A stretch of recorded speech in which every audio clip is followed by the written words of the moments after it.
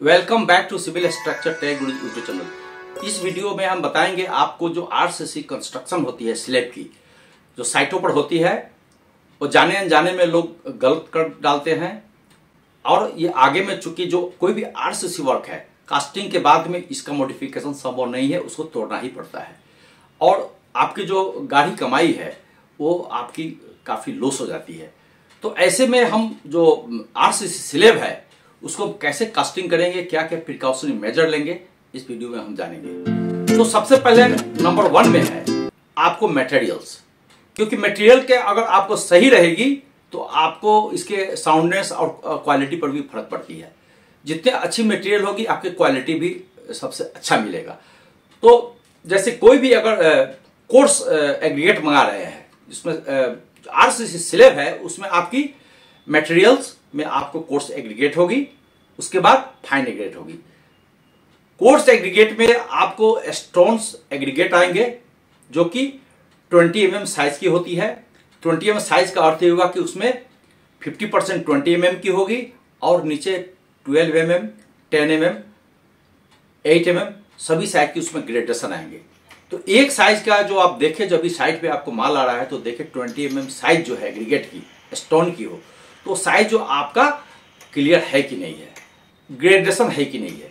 उसके अलावा जो मटेरियल्स आ रहे हैं एग्रीगेट में, उसको आप देखें, उसमें फ्लेकी कहने का अर्थ है कि जो टूटा हुआ कोई क्रैक स्टोन तो नहीं है उसमें, तो चूंकि इसे स्ट्रेंथ पर काफी फर्क पड़ेगी। इसीलिए जो भी आपके स्टोन है क्यूबिकल साइज हो, एटलीस्ट आप साइड पर चेक करें ताकि सप्लायर को आइडिया होते रहे कि ये हमें धोखा नहीं दे सकते हैं। क्योंकि सप्लायर क्या करते हैं, आपस में फिर जो कम दाम की जो स्टोन चिप्स रहती है और ज्यादा दाम की स्टोन चिप्स होती है वेल ग्रेडेड, उसको मिक्स करके अपने दाम को कम कर लेते हैं और ऊंचे रेट में सप्लाई कर देते हैं। तो उसमें देखिए किसी तरह के मिलावट तो नहीं है, क्योंकि मिलावट का बाजार बहुत गर्म है। अच्छे स्टोन में खराब स्टोन मिला करके आपको सप्लाई कर देते हैं, तो आपको काफी इसमें लॉस हो जाती है। तो आप देखें कि स्टोन जो भी आ रही है वो ग्रेडेशन में होनी चाहिए, कोई उसमें कोई तरह के अदर फॉरेन मटेरियल उसमें नहीं होनी चाहिए।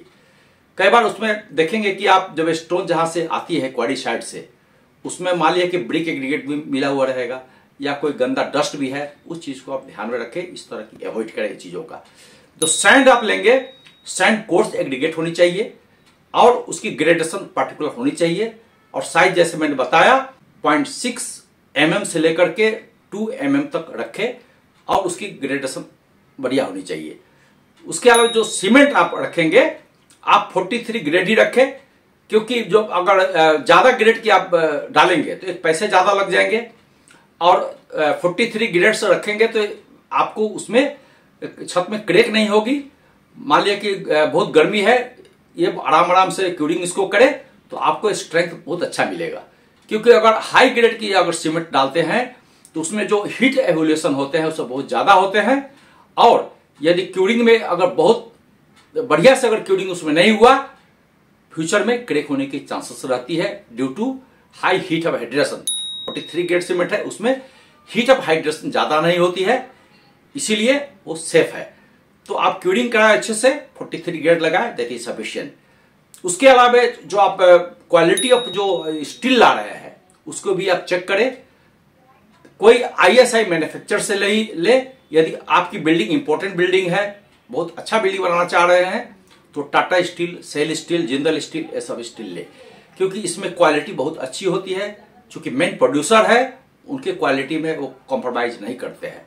लोकल स्टील में कई बार गड़बड़ होने की चांसेस रहती है, जो परसेंटेज ऑफ कॉम्बिनेशन है केमिकल्स की उतनी सही नहीं पाई जाएगी, तो आपको स्ट्रेंथ पर फर्क पड़ सकती है। जैसे कि मटेरियल जब कलेक्शन कर लिया, उसके बाद में आप सेंटरिंग शटरिंग का मटेरियल देख लीजिए। सेंटरिंग मटेरियल में कोई तरह की क्वालिटी कॉम्प्रोमाइज नहीं होनी चाहिए। For the knowledge of engineers, जो सेंटरिंग शटरिंग है इसको कंबाइंड मटेरियल्स को फॉर्मवर्क कहते हैं। और जो फॉर्मवर्क होती है, मान लिया कि जो प्लेट की थिकनेस है, यदि माइल्ड स्टील प्लेट लगाते हैं तो कम से कम 10 mm रखिए। यदि प्लाईवुड आप फॉर्मवर्क लगाते हैं तो कम से कम मेरे हिसाब से 20 mm से कम नहीं रखें। उसमें जो सपोर्ट होते हैं, बीच बीच में सपोर्ट आप बढ़िया से दे। सपोर्ट जब देते हैं तो क्या होता है कि उस पर जब कास्टिंग के बाद जो उस पर लोड पड़ती है तो उस लोड में वो नीचे की ओर नहीं आता है। जब सपोर्ट देंगे तो यूनिफॉर्मली सपोर्ट दे, पूरे जो छत के नीचे जो है आपकी सपोर्ट बढ़िया से करे। उसके बाद ब्रेसिंग, इस तरह का जो ब्रेसिंग होती है, ब्रेसिंग डाले उसमें, ताकि वो हिले नहीं। जहां आप स्टील या बंबू का जो आप सपोर्ट देते हैं शटरिंग के नीचे, उसके जो जमीन का ग्राउंड है वो फॉर्म होनी चाहिए। लूज सॉइल पर कभी भी आप जो सपोर्ट है, वर्टिकल सपोर्ट, वो खड़ा नहीं करे, क्योंकि बाद में सिंक कर जाएगी और छत जो है आपको थोड़ी नीचे आ जाएगी, तो उसको करेक्ट करने में आपकी बहुत मेहनत पड़ेगी। तो उसको ध्यान में रखें और ब्रेसिंग आप अच्छे से दे, उसको बढ़िया से टाई अप करे। Many people confusing about centering and shuttering. तो आपने कमेंट में बताइए कि what is difference between centering and shuttering. Mean time मैं आपको बता रहा हूँ कि सेंटरिंग एंड शटरिंग जो होती है, this is combined effort to shape a RCC और concrete members. The centering is the वह बीम या स्लैब का, जैसे पिक्चर में देख रहे हैं, हॉरिजॉन्टल पोर्शन को कहते हैं सेंटरिंग, जो कि बॉटम होती है बीम और स्लैब की। वैसे जो वर्टिकल फेस होती है आपकी कॉलम की या बीम की या स्लैब की, जो वर्टिकल फेस होती है, दैट इज कॉल्ड शटरिंग। उसके बाद जब शटरिंग हो जाए उसको ध्यान से देखिए, उसमें हल्की कैम्बर रख सकते हैं अगर रूफ की छत है तो, ताकि पानी आपका वहां से वहां चले जाए। नीचे के रूप में आपकी कैम्बर की जरूरत नहीं है, वहां पर आप लेवल मेंटेन करें। लेवलिंग मशीन से देख ले या वाटर लेवल से चेक कर सकते हैं। कहीं भी उसमें छत में ज्यादा स्लोप नहीं होनी चाहिए, लेवल छत होनी चाहिए। एज पर ड्राइंग में आपको मेंशन रहेगा कहां पर लेवल छत होनी चाहिए। तो लेवलिंग का ध्यान रखें, छत की बिल्कुल सफाई कर दे अच्छे से। उसके बाद जो सरिया है, जो रड है, उसको एक एक करके डाले। और जो लैप है, लैप एक जगह कभी मत डाले, लैप को स्टेगर डाले। RCC member is a tensile member. तो आरसीसी स्लैब के लिए जो लैप की लेंथ है वो कम से कम 50D डाले। यदि 8 mm की अगर बार है तो 50 × 8 450 mm से कम नहीं डाले। 10 mm की बार है तो 50 × 10 500, यानी 550 में बढ़ाकर ही डाले। So lap length shall be minimum according to IS code, which shall be 50D. D is the diameter of the bar. Another important point to remember that जब भी आप लैप दे तो लैप की देने की क्या मेन कारण होती है। लैप वो इसलिए दिया जाता है कि रड छोटा पड़ गया है, तो दोनों ट्रांसफ़र करेंगे अपने लोड को। So further it behave a one rod. तो जब लैप ट्रांसफ़र होती है, वहाँ पर जो लैप्स के माध्यम से जो दोनों रड में एक दूसरे में लोड ट्रांसफ़र होती है, तो लैप वहीं दे जहाँ पर बेंडिंग मोमेंट 0 हो या बेंडिंग मोमेंट लिस्ट हो, लिस्ट बेंडिंग मोमेंट। या सबसे बेस्ट लैप लेंथ देने की जगह है वो है पॉइंट ऑफ कंट्राफ्लेक्चर। जैसे स्ट्रक्चर एनालिसिस में पढ़े होंगे, जहाँ पर bending moment change the sign, वहाँ पर बेंडिंग मोमेंट और शेयर फोर्स 0 होती है। अगर वहाँ पर लैप देते हैं, this is the best place for location of this lap. For bottom जाली, that is for main bar, bottom bar, practically lap are provided beyond L/5 to L/3, where L is the effective span। तो from support से L/5 to L/3 के बाद में ही आप lap डालें। और ध्यान रखें कि mid span of the slab, वहाँ पर कभी लैप नहीं डालें, क्योंकि वहाँ मैक्सिमम बेंडिंग मोमेंट होती है। जब बॉटम जाली का काम फिनिश हो जाए तो उसके नीचे आप कवर डाल दीजिए। और जो ऊपर जाली है और जो बॉटम जाली है, उसके बीच में जो डिस्टेंस है उसको मेंटेन करने के लिए आप चेयर्स बना लीजिए। उसके बाद में एक बार अपने जो इंजीनियर्स हैं, मुख्य इंजीनियर हैं, उनको बुला करके जो इंचार्ज है उनसे एक बार सुपरवाइज करा लीजिए, मेजरमेंट करा लीजिए, ताकि बाद में किसी तरह की कोई दिक्कत नहीं हो। कुछ वीडियोग्राफी कर लीजिए, ताकि बाद में ऐसा नहीं हो कि कह दे कि मेरे ऑप्शंस में क्यों डाल दिया। सारे मेजरमेंट जो है पहले करें, क्योंकि उसको ढल जाने के बाद में मेजरमेंट अलाउ नहीं होती है। तो पहले ही मेजरमेंट करा ले। कोई भी डिस्प्यूट है तो उसको पहले ही समाधान कर ले in the rod binding and bending. उसके अलावा जब भी कास्टिंग करे तो प्रोपोर्शन का बिल्कुल ध्यान रखें। As per IS code 456/2000 minimum जो ग्रेड है कंक्रीट है आरसीसी की वो हो गई है M15। यानी कि जब भी आप आरसीसी स्लैब बीम या कॉलम की जो कास्टिंग करेंगे उसकी 1.5-3 के अनुपात से ज़्यादा ही रहे। डिजाइन के अकॉर्डिंग कभी भी आप 1.5-3 के रेशियो से कम नहीं रखें। ढलाई के लिए यदि आप मिक्सिंग मशीन यूज करते हैं तो बेस्ट है। आप RM से भी बाहर से भी मंगा सकते हैं, जो को बड़े बड़े कंपनियां जो हैं वो अपने मिक्सचर बना करके कंक्रीट बना करके अपने प्रेस पर जाके डाल देती है। तो उस तरह से आपकी क्वालिटी बहुत अच्छा मिलेगी।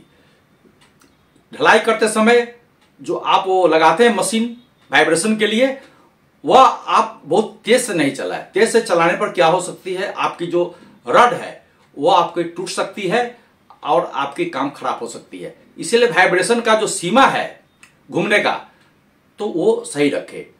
और जहां पर आपको कंजस्टेड है वहां पर आप मैनुअल टैंपिंग करें, ताकि उनकी जो भी है, जो कंक्रीट में जो आपको एयर बबल्स रह जाते हैं वो अच्छे से निकल जाए।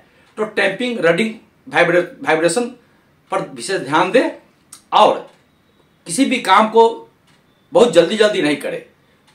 जब भी माल मटेरियल्स जब आप गिराते हैं आरसीसी बनाने के लिए, छत को बनाने के लिए, तो मटेरियल को बहुत दूर से आप ऊपर से नहीं गिराए। ऐसे में क्या होगा, पहले आपका मटेरियल सभी सेग्रेट हो जाएंगे। कहने का अर्थ है कि पहले जो भारी मटेरियल है गिट्टी एग्रीगेट पहले गिर जाएगी, बाद में सीमेंट और बालू गिरेगी, तो आपके काम खराब हो जाएंगे। आप कम हाइट पे गिराए, आराम से मटेरियल को रखे वो जाली में, और रखते ही उसके बाद अच्छे से टैंपिंग वाइब्रेटिंग करें, ताकि एक सॉलिड फॉर्म में आ जाए और उनके जो भी एयर बबल्स है वो निकल जाए। ढलाई होने के बाद में आप ऊपर में जो है अलग से सीमेंट मत डालें, जो मटेरियल है उसको अच्छे से टैंपिंग करें। आप देखेंगे ऊपर में ही एक फिनिशिंग आ जा रही है, स्मूथ फिनिशिंग। थोड़ी बहुत अगर डालना है तो सीमेंट बालू मिला करके ही ऊपर में फिनिशिंग करें। प्लास्टर बिल्कुल अलाउ नहीं करें। जब आप टैंपिंग करेंगे, वाइब्रेशन करेंगे, तो ऑटोमेटिक ऊपर का जो स्लैब की सरफेस है वो ऑटोमेटिक आप स्मूथ पाया जाएगा। फाइनल जब सब काम हो जाते हैं उसके बाद में आप सीमेंट बालू या वाटर प्रूफिंग कंपाउंड मिला करके रफ सरफेस रखिएगा। रफ सरफेस रख करके उसको आप मिला करके आप एक बार उसको फिनिश करिएगा। इसके अलावे आपको ध्यान देना है कि जब भी आप कास्टिंग जो कर ले उसके 24 घंटे के बाद में आप उसमें अलग अलग क्यारी में बना करके, जैसे धान का खेत में क्यारी बनाते हैं उस तरह की क्यारी बना करके सबको पानी से भर दे। कम से कम 14 से 20 दिन तक आप उसको क्यूरिंग कराते रहें, ताकि आपको क्यूरिंग बढ़िया से हो जाए। कि क्यूरिंग जब भी आप अच्छे से करेंगे तो इसकी ड्यूरेबिलिटी, स्ट्रेंथ, हार्डनेस पर बहुत फर्क पड़ती है। क्वालिटी काफी आपको अच्छा मिलेगा। तो क्यूरिंग पर विशेष ध्यान देनी चाहिए। हो सके तो कहीं पर आप पेंट से मार्क कर दे कि मैंने इस डेट को कास्टिंग किया है। जो बीम की जो साइड की शटरिंग है वो आप लगभग 2 दिन के बाद में साइड में शटरिंग जो है खोल सकते हैं। बट बॉटम जो सेंटरिंग है बीम की और स्लैब की, आप पहले मैनुअली टेस्ट कर ले कि इसमें स्ट्रेंथ आया है कि नहीं आया है। तो कम से कम 28 दिन के बाद ही आप खोले centering of the slab and beam, that is bottom portion of slab and beam. तो वर्कमैनशिप पर बहुत कुछ निर्भर करता है। आप जितना भी अच्छा क्वालिटी मटेरियल ला दीजिए, वर्कमैनशिप आपकी सही नहीं है, देन सब कुछ बेकार है। इसीलिए वर्कमैनशिप पर विशेष ध्यान दे, मटेरियल पर ध्यान दे, क्वालिटी पर ध्यान दे। और जब भी मटेरियल खरीदे वो किसी अच्छे डीलर से ही खरीदे, हु आर रेप्यूटेड डीलर। इसके लिए आप लोकल में इंक्वायरी करके ही कई आदमी से आप मटेरियल परचेज करें उस दुकान से। कई बार नकली सामान भी लोग रखते हैं, नकली सीमेंट भी दे देते हैं, तो उसमें आपको हानि पहुंच सकती है। तो अब दूसरे वीडियो में फिर से मिलते हैं। Till then take care, here engineer Hari for civil structure tech Guruji. यदि आप चैनल को पहले बार देख रहे हैं तो लाइक एंड सब्सक्राइब बटन डालना नहीं भूले, सो दैट कुछ रह जाए तो कमेंट कीजिए, ताकि अगला वीडियो जो भी है आपको टाइम पर मिलते रहे। Thank you very much. जय हिंद, हियर इंजीनियर हरी।